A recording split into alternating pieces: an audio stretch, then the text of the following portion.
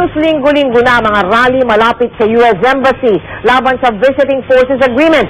Kanina, mga babaeng rallyista naman ang nakasagupa ng mga pulis Maynila. Nakatutok si Cesar Apolinario.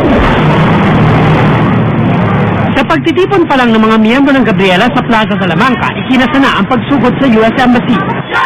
Ang mga pulis nakabantay sa Calaw o Rosa Street dahil dito raw napag-usapan ng programa, pero nagpunta sa UN Avenue ang mga rallyista.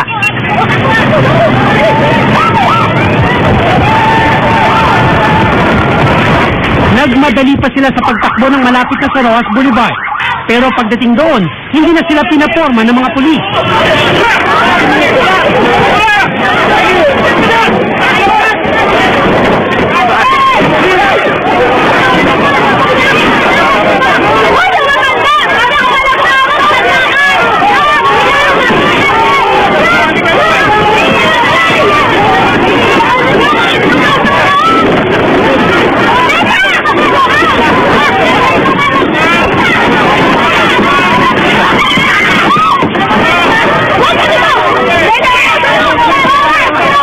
Pero nagpumilit pa rin ang mga rallyistang makalapit sa US Embassy.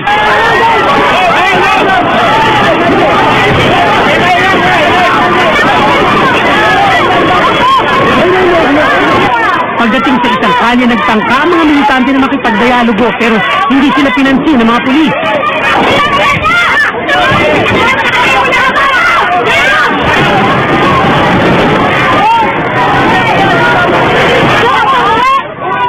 Ang ibang rallyista kitang napagod sa ginawa ng mga pulis. Napagkasunduan ng grupo na lumusot na sa isang kalye.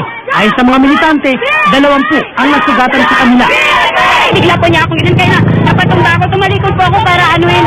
Binukbok pa rin po ako, kaya bumagsak po ako. Hinila po niya ako sa kamay. Kaya hinila po.